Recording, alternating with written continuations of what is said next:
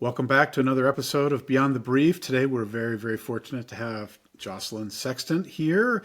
Jocelyn is the VP of Marketing with Growth Acceleration Partners. Jocelyn, thank you so much for being here. Of course, Chris. Happy to be here.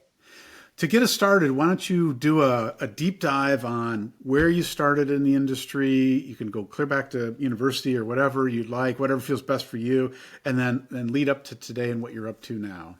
Okay. So I'm currently, as you said, VP of Marketing at Growth Acceleration Partners.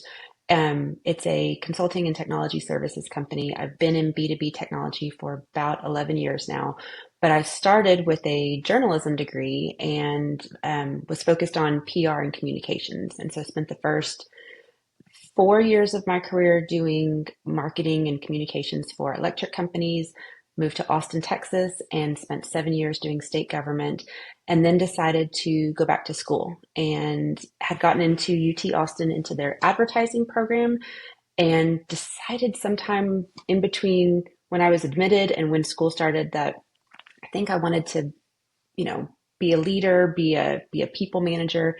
And I ended up switching and getting miraculously into their MBA program. And that was a big game changer for me. I got my MBA from UT and went straight into corporate marketing, which was kind of my goal. I wanted to try the corporate environment and worked at some Fortune 500 companies and just have had the best time working in technology, working with engineers, and really just working with really smart people, selling to really smart people, technology, engineering, different things, and just really can't imagine going back. So B2B marketing is kind of my sweet spot now.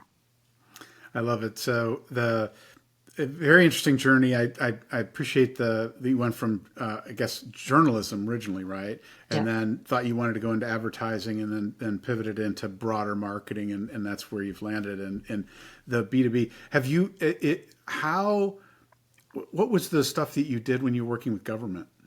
So I worked for the ag department. So I worked in Texas government. So worked at the ag department for only about 7 months.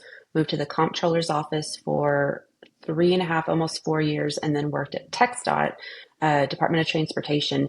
And that was kind of my first little bit of marketing because even though we were doing internal communications, TxDOT has a lot of cool programs like Don't Mess with Texas, and we were promoting new tollways and things that happen.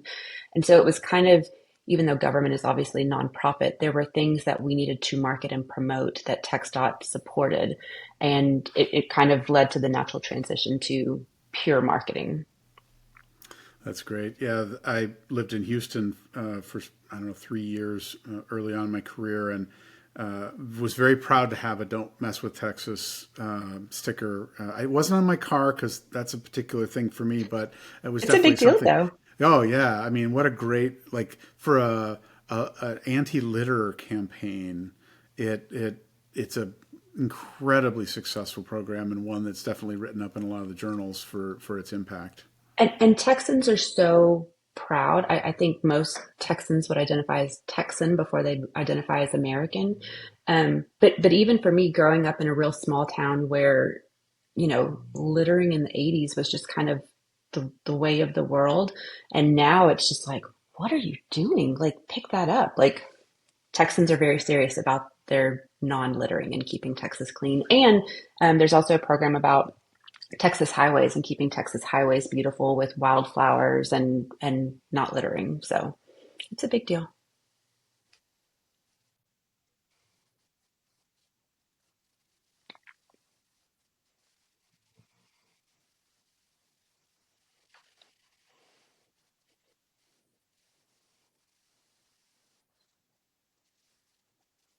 Uh-huh.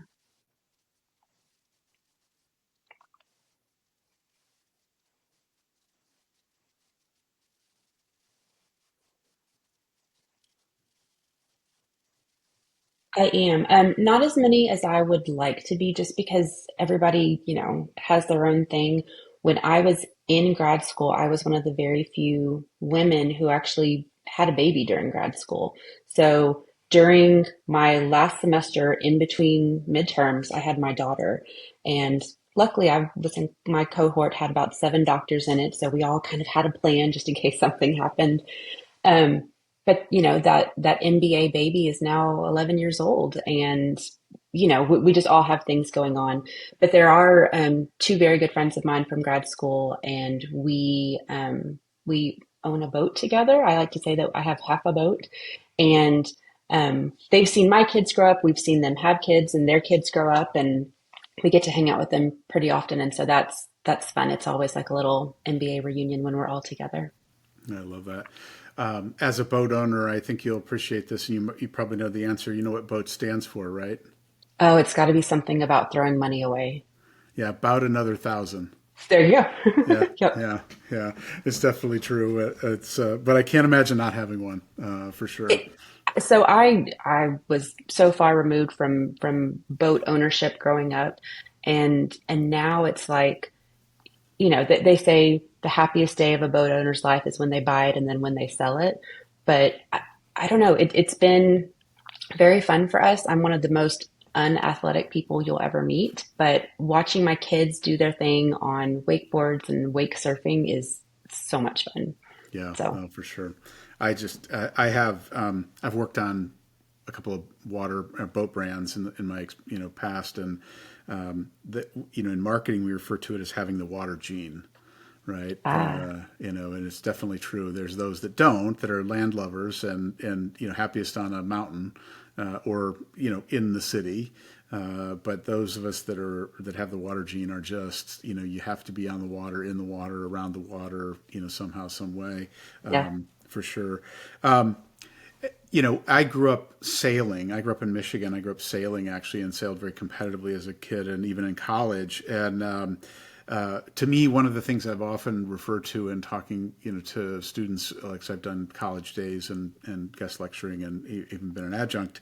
One of the things I've talked about sometimes is when you think about strategy, sometimes it's kind of similar to sailing in that you have to read the wind as it crosses the water. And it's really, you can't see it, you can't smell it. You can kind of see the ripples on the water, but sometimes that's too late. So you have to learn to really pay attention to those details. Same thing is true in strategy. So for you, how do you get the inspiration for the strategy, especially like you working in tech, in B2B tech? Oh my God, it's like there's so much of a sea of sameness out there, and speeds and feeds, like bore me to death stuff. Where Yeah. do you find your strategy? Like, where do you find your insights to propel the work forward? That's a great question. And I like the analogy of being out on the water and strategy, because it's also very similar to being out on the water and having to be agile. Like you may have a plan, you may have a strategy, but the wind changes or a storm cloud pops up or some idiot on some other boat is doing something and you have to change direction really fast and be able to pivot quickly. For me, strategy is, if I carry the boat reference a little farther, it's about watching what other folks on the water are doing. Um, Ultimately, my strategy has to be to serve our clients or our prospects, and so being able to meet them where they are, providing the type of information they want, providing the type of solution not only that they want but they need, and just having a really good feel for our industry's challenges or concerns or pain points. And sometimes there is a lot of sameness. And when I worked at Emerson about 10 years ago, somebody there had told me that marketing is a lot like being a toothpick under a fingernail, that part of your job as a marketer is really like jamming that toothpick in to make people feel the pain. You're not trying to invent problems, but it's all about not so much, what do you get if you do this? Sometimes it's what do you get if you don't do this? Status quo is such a big thing. Like our biggest competitor is status quo. It's not other competitors.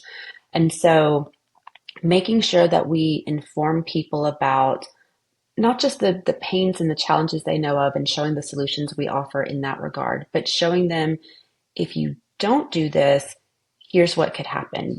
You could fall behind. You could maybe not miss the boat, but like AI is happening right now. Are you doing these steps? Is your data in order? Because you can't really do AI if your data is in a bad spot.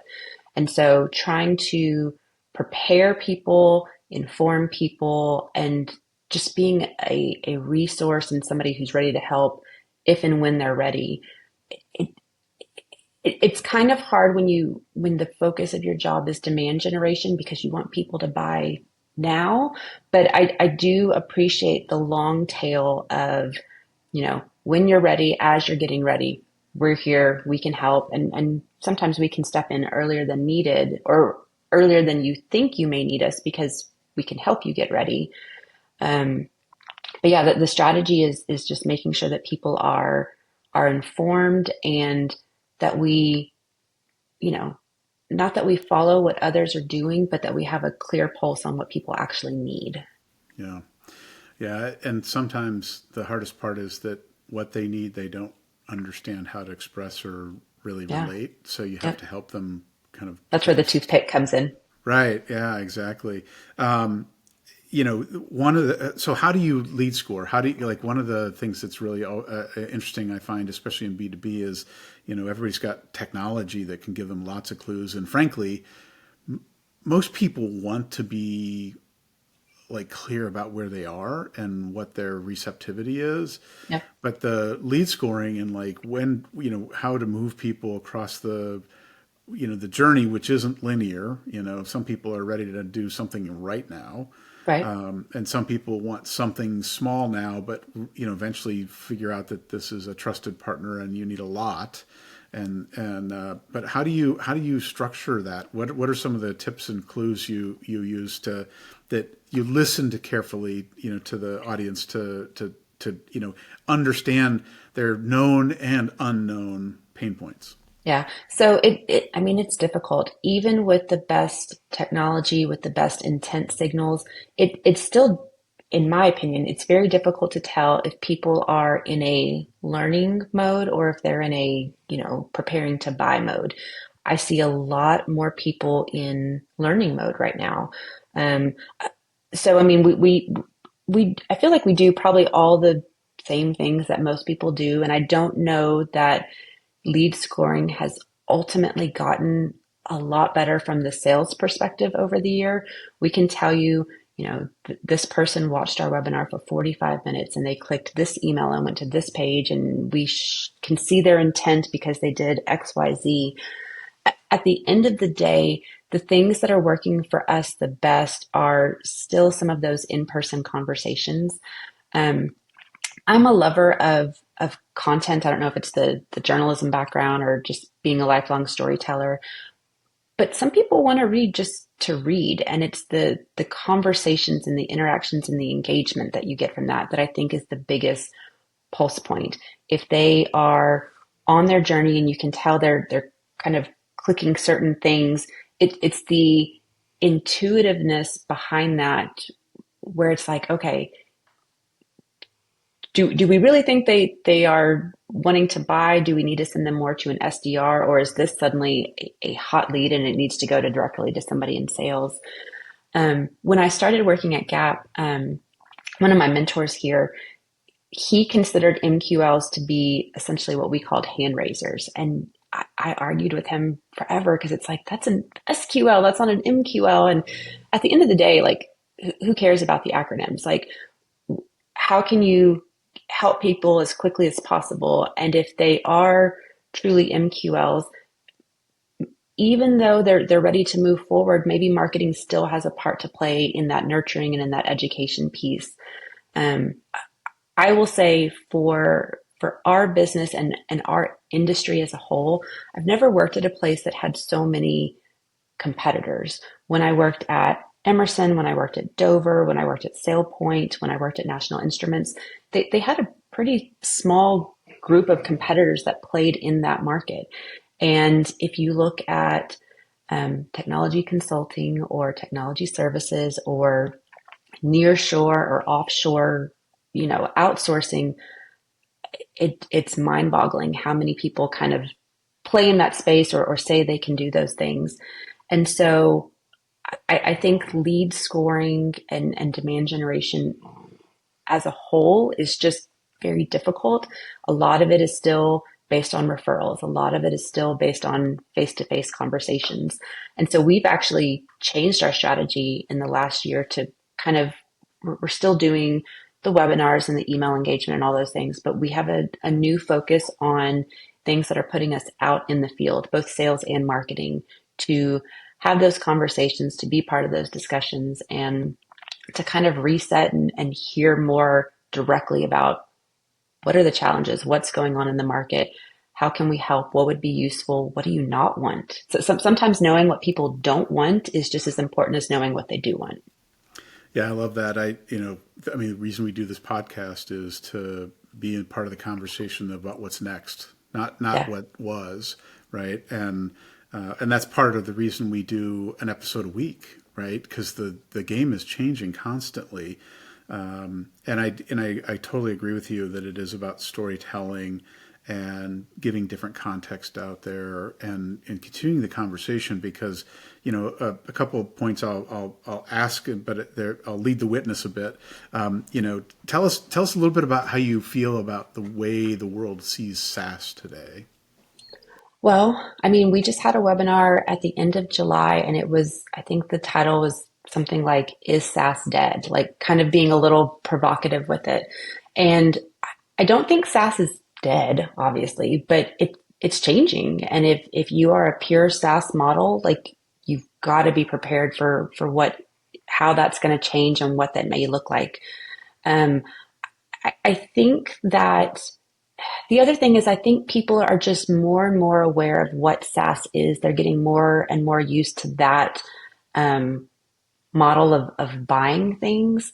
Um, I feel like, things like ARR, just people didn't talk about that as much, and people didn't think about software being a service. Software was more of a product. And I think it's become much more, like even my mom, I feel like maybe knows what SaaS is, but it's what it's going to look like in the future that companies need to be prepared for, both companies that are selling SaaS, but also companies that are buying SaaS. How do you budget for that? Does your budget need to go up or down depending on what you're buying? I think it's going to be interesting times for SaaS in the next few years, especially as AI becomes more and more not even prevalent, but just necessary. Like it's a must have. And how does that change everything? How quickly you do things, how you do things, how things are received. I think I'm not smart enough to know what the future looks like, but I think it's going to be very interesting. And I think we will be able to look back in a certain amount of years and be like, whoa, do you remember when we used to do things like that? Do you remember when we used to sell that? I think it'll be very different. Yeah, we hear a lot of SaaS fatigue. And part of the biggest reason is that a lot of SaaS platforms have to have services as a component of the agreement. Yeah. And the whole premise of SaaS was no services needed or very low, white glove or something Yep. like that. And so because SaaS became a sexy category, lots of people said they had SaaS and they'd sell it as SaaS, and then you get into it and you realize that it was like Salesforce where you give a mouse a cookie and they want to buy your house or they want Yeah. you to buy their house.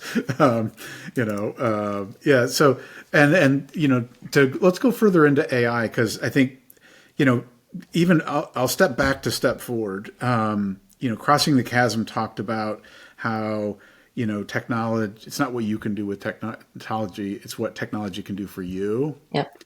And I feel like we're with AI in that same boat, right? It's not what can it do, it's what can it do for you. And a lot of people are struggling with trying to inject it into their use pattern Yep. instead of building around its unique strength. How do you guys help companies figure that out and adapt it and adopt it in ways that are intelligent? So we have one of our newer services is AI workshops. It's AI acceleration workshops, and the purpose of it is meeting people where they are in their AI journey, which sounds very cliche, but it's, some people have a board or a C-suite that's like, you got to do AI. But even very intelligent CTOs sometimes don't know exactly what that means or what it should look like. Does it mean we need to do AI? Do my engineers need to be using AI? Are we putting AI into our product? Like, what does that mean? And so we have a lot of really smart engineers that are able to kind of guide that journey, whether it's, the very beginning stages or moving something from a prototype to something they can commercialize, helping people figure out their roadmap. Um, I, I think, again, a lot of it begins with a conversation and just understanding, where are you sitting right now? What are you trying to do? What does the end goal look like? And then where do you need help, or where are you kind of struggling? Do you not have the in-house expertise? Do you have too many things that you need to do? Again, is there a data issue? We just went to an event in Coronado a couple weeks ago for e-commerce, and a lot of those folks, they need to do things, but their data is not quite ready, and it feels silly almost. I feel like we've been talking about get your data ready for years and years, but there's still a lot of issues to get from.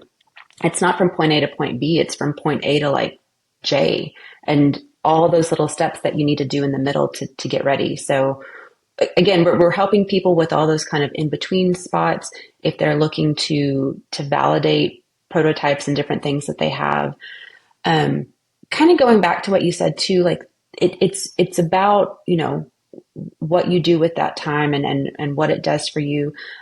I think there are two big challenges that I see in that. One is that people think AI can do everything, and so they're missing the bugs and the QA part that needs to happen to it. Oh, look, I built this beautiful thing. Well, now it doesn't work. It doesn't quite work like I thought it would, or like it's supposed to. And we had AI, like why doesn't it work? And still kind of figuring out why and how to fix that. And do you need humans? Do you need some AI use in a different way? And then the other part of it, especially for me and my team as marketers, there are a lot of things that we in marketing can do with AI that used to take us days, weeks, months, doing research for ABM, setting up campaigns, writing content even, which I have big opinions on how much content should or should not be AI generated. And all that is great, but man, I wish that AI could like do laundry for me and do dishes for me, because I like writing. I like the strategy piece of it. And so now that AI has made so many parts of my job quicker or faster or more efficient or better or all of the above, what am I doing with my time as a marketing leader, as the leader of this organization, to still show the value in what our team does, the value in what I bring to the company, and what am I doing with all that extra time? Because I'm not sitting around eating chocolate all day. Like I have less time instead of more time, and how am I showing not even just efficiency, but how am I showing value? What am I still bringing to the company at a bigger, faster, better level? Yeah. No, I agree. I think there's definitely, I think it varies by person,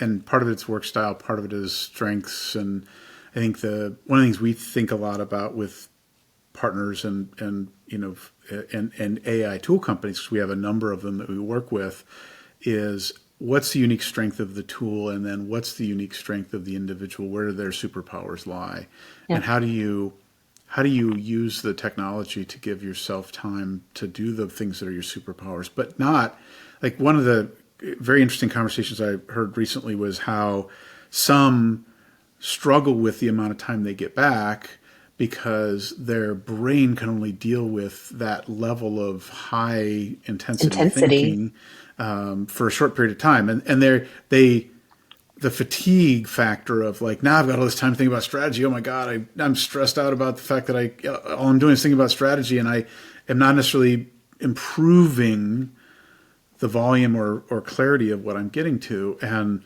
I think that that's where there's lots of different ways to continue to push that. Observing that as a problem or opportunity gives you a way to then unpack that and say, is it about place for you? Is it about process for you? Do you need a whiteboard? Do you need a journal? Do you need a colleague? Do you need a group? What's your way of freeing that potential? You did a nice job of honoring your friend Cody Gilland. Oh, yeah. Who wrote a Forbes article around the collapse of the marketing leader. Tell us a little bit about that and how you interpreted that and what your takeaway is around the state of things these days. So I think that, and part of me feels that marketers have probably been saying this, forever. There's too many things that I'm supposed to be doing. I have been lucky enough to have variety in my career. I've worked at places where there were very set specific roles. This department does ABM. This department does advertising. This department does events. And it's all very, specialized. And I've worked in places where we do all the things, everything. And, at some point, people not in marketing are going to get tired of us saying, this is supposed to be 7 people's jobs, because it is, but maybe not anymore in 2025 or in 2026. Again, you have to kind of meet people where they are. And so you have to understand those expectations. But I think to Cody's point and kind of what she talked about in her article was it's still about showing value as a marketing leader. And so we can probably do all the things, but are we going to do them well? Are we going to do them to our best ability? Are we going to do them in a way that moves the needle every time on everything? No, because we are still one person. And so I think it is important to show, again, what your success is or what you are able to do and move and create, but also what you aren't able to do and what is falling behind because you can't do all the things. And it's showing those trade-offs and those compromises and that level of prioritization that you have to make, but showcasing it in a way that makes sense to the people that are receiving it, whether it's your C-suite or your board or your peers, because we don't want to come across as whiny and we don't want to come across as inefficient. But I can do a certain amount of things with this budget and with these resources and with this team. What are you looking to get? Because I can't get you demand generation and brand awareness and this and that and this with this budget and with these resources. There is a limit. Like AI did not magically give me an extra $1 million. And just having those conversations, finding that level of respect. And it's hard. I think sometimes there are times where I don't want to say you have to give up, but you may have to realize I'm not going to get through to this executive team or to this board or to this peer of mine because they either don't get it, they don't want to get it, or they don't respect it. And I think respect has to be earned, but it has to be earned in both directions too. And just, again, a lot of it goes back to storytelling, being able to tell the story of what you're doing, how you're doing it, what you need, and what won't happen if you don't do certain things. Yeah. One of the things we do for the clients we work with is we work with them in creating a visual map. We call it an ecosystem map, and it imagines all those functional departments of the organization internally, but then it has the external kind of connection points. And the reason we do that is it helps the marketing team in explaining to sales or product, merchants, people that are buying stuff, Yeah. Whatever discipline group, finance, it doesn't matter, talent, doesn't matter. They have to understand how these things are all connected because the customers don't look at you as a group of departments. They look at you as a brand and a solution, hopefully. But if there isn't congruence between them, the best marketing in the world won't solve the problem. Yeah. And you've got to become best friends with finance because they're the ones that ultimately control a lot of things. And if you can't share, again, what you need, why you need it, or what you are or not able to do with what you have, it doesn't matter. It's like, well, sorry, here's your budget. Like, okay, cool, but I don't know. I think it's very helpful. I think marketing teams, leaders, people used to have that they liked being siloed, and now it's like you've got to play nice and be friends with everybody, because it only benefits your department when people know what and how you do things. Yeah, we often refer to it, the internal communication and alignment programs as your first media buy. Yep. Because if you get everybody on the same page, at least to the degree that they're willing, right? If at least they're informed. The analogy I use is how many times as we have consumers gone to a retail center to buy something that was on sale and say, I heard this is 20% off. And the person on the other side looks at you like, didn't know that. Right. Did you get something in the mail? Can you show me? Prove it to me. Like, really? Come on. Like, that's the worst experience for consumers. And we experience that all the time. Yeah. And particularly in B2B, I think, the handoff between marketing and sales can be deadly if it's not congruent. And, you touched on it earlier. Marketing's job isn't just pre-sale. It's post-sale. Yeah, it's life cycle.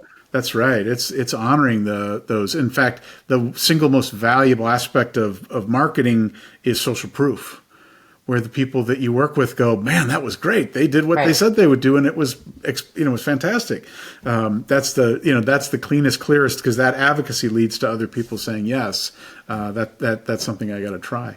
Yeah, and it's something you have to invest in too. Like, I think people, as we are expected to do all the things at one time, like there is value in having people who really focus just on brand and PR. There's value in having people, sometimes depending on your company, that work just with analysts. Like, those jobs still have value. And I think my first instinct is to think about it as a leader, because I'm, older in my career and looking for certain leadership roles.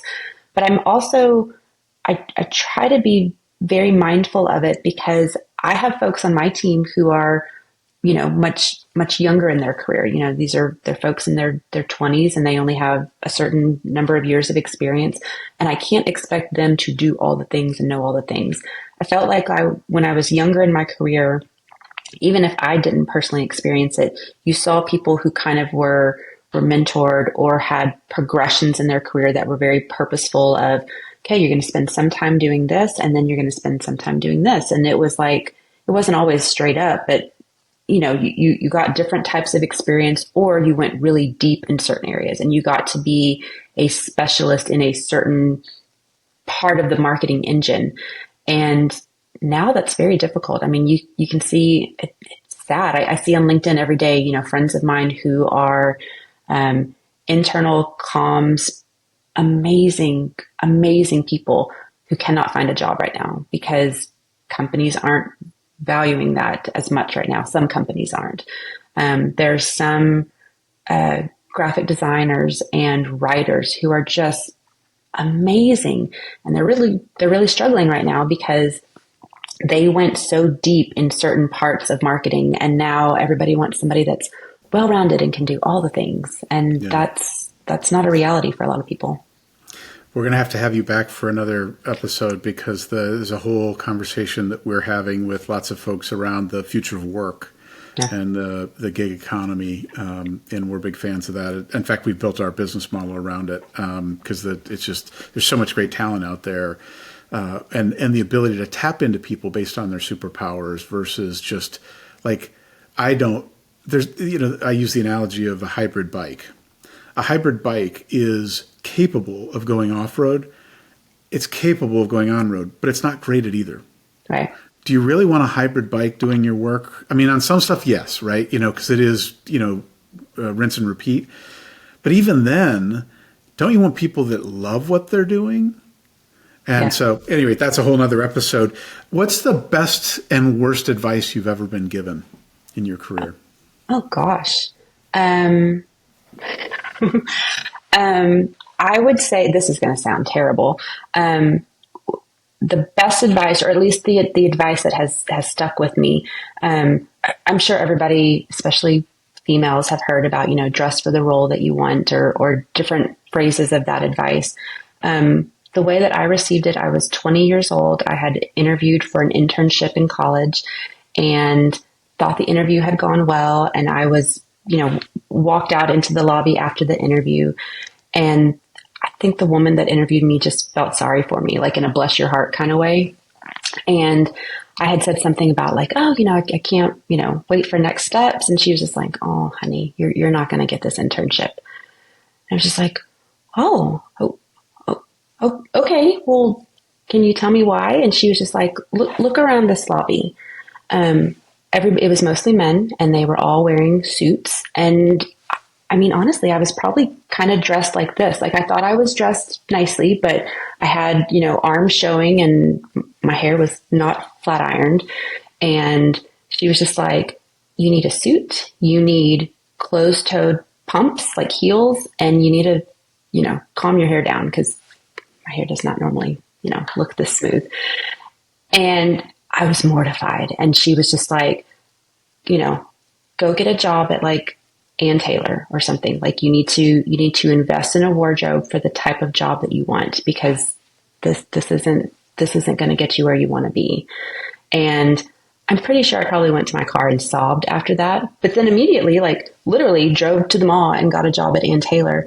And it wasn't about,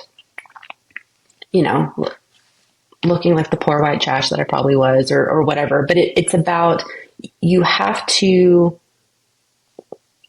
at some point, you have to kind of play the game, and you have to present yourself in the way that you want to be respected. And I continue to have a hard time with that. I'm not always a big fan of playing the game and doing the things that I'm being asked to do. But sometimes you got to suck it up, and sometimes you really do just have to smile, even if you're rolling your eyes in the background. Was it good advice? I guess TBD, but it has helped me, of just, again, perception is reality. If I am perceived as not serious, if I am perceived as not having executive presence, if I'm perceived as not playing well with sales or engineering or somebody, it's ultimately, it's going to hurt me. It's not going to hurt the other folks. So for me, as a woman, as a leader, as a career ambitious person, I have to make sure that the way I'm being perceived is the way I want to be perceived. Yeah, no, that's interesting. I have empathy for you in that is both a hard lesson and a valuable lesson, right? It's because there's goodness in it, but it probably was delivered in a pretty crappy way. Yeah. I wish I could remember. I wish my brain wasn't the kind that like kind of forgets bad stuff. I wish I could have like remembered her name and then gone back to her years later and be like, hey, thank you. You did that, I think, with good intent, even though it felt really harsh. And it's one of those things like, I work with a lot of men. And so I have to think about that, of just, again, how I want to be perceived, how I want to show up at work, and how I want people to see me. For so many years, I was used to being like, for lack of a better phrase, the little girl. I'm not that young anymore. And so how do I continue to kind of age gracefully into my career where, my peers or my prospects don't have to think so much about things like appearance, but yeah. I do. Yeah. Yeah. Unfortunately, we're all socialized to make those decisions and think about those things. And I'd like to think the world is perhaps more open-minded, but I also feel like there's less of that in certain ways today than there was even just a few years ago. But it's a shame. But if you think of it through the marketer's mind, my motive is to get the job or to be valued. Yeah. How do I succeed at that? Instead of making it personal, right? That somebody didn't like pink or charcoal, right? That's not that feels personal, right? Versus they do like pink. I'm going to wear pink because like I'm going to play offense here, right? And I look good in pink. Like if you're offended by me wearing pink, then I probably don't want to work for you anyway. Right. That's absolutely right. Yeah. Yeah. I think too, I have a new boss, and I had told him right when we started working together, the things that are important to me are I like to, do things that I think are valuable, like strategy and making sure execution is very tight and storytelling. But I also like doing things that are perceived as valuable. Like I want the people that I work for, the company that I work for, to see the value it is in what I do. So if I think content is very valuable, but my company doesn't, there's gonna be some kind of issue at some point. Yeah. And so finding that balance, I think, is important. But then also doing what you can do to adjust the balance, because not everything is fixed. Like we always have we can always have some play in that or some role to adjust it. Yep. And I admire the way you put yourself out there as a human on even LinkedIn, right? I saw one of your posts where you were very vulnerable about your growth as a VP and acknowledging that you had some shortcomings and some gaps along the way. Because I think so many people are so busy putting their favorite meal or their favorite success point, their favorite, award, that, being human, it gets lost. And I so connect with people that are humans rather than just always the manufactured Instagram perfect version of themselves. Well, I'm glad you said that. When I was in grad school, I think first semester, we were talking about branding and personal brand, and we had kind of gone through, and it was like, what's the one word that describes you? But I think other people were like assigning us words, like, whatever that may be. And several people had told me that my word was authentic. And 13 years ago, I almost kind of took offense to that. I felt like authentic was an adjective. I'm authentically what? I'm authentically smart. I'm authentically what's the word that authentic is describing? And I came to learn that authenticity looks different for different people. But at the end of the day, and even at the beginning of the day, I really care a lot about being authentic, about being real. Maybe not so much on Instagram, because that really is the highlight reel, but I am who I am, and I am, I'm my daddy's daughter, and I'm always going to be a little, I'm always going to be straightforward. I'm always going to push a little bit when I probably shouldn't. And I don't want to say it's a take it or leave it kind of thing, but people know where they stand with me. There is no amount of Botox that can fix my face when I don't like something or when I'm really excited about something. And I think that for the most part, my authenticity I don't think it's hurt me. I think it's helped me be where I want to be. Yeah, I can't imagine how it wouldn't, because it forces others to self-select around you, right? To decide, am I in or am I out? And they have to show their authentic self, at least somewhat, to connect with you. I'm a big fan of that. So awesome. Well done. As we look to the future, I love the name of the company, Growth Acceleration Partners, because it talks about the single most important thing that everybody should be caring about, right? Which is growth. Right. We're a growth marketing agency. Same reason. It's simple. Let's say, what are we here to do? Growth, right? We're not here to take money. We're here to help you grow. Right. What's coming up for Gap that you want to make sure our listeners hear?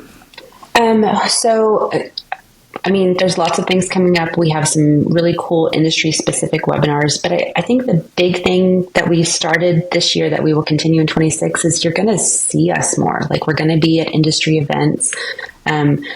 Growth Acceleration Partners is a funny name because it is so long. As a marketer, as a brand person, it's just oh gosh. So we tend to say Gap, and then that creates confusion because people think, I sell cute clothes and jeans. Right, khakis.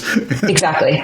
But I think the biggest thing is just more conversations. We're going to be at more events. We're going to be at big events like Dreamforce and Gartner and Forrester events, but we're also going to be at smaller industry specific event or smaller events specifically for our ICP, which is CTOs and VPs of engineering.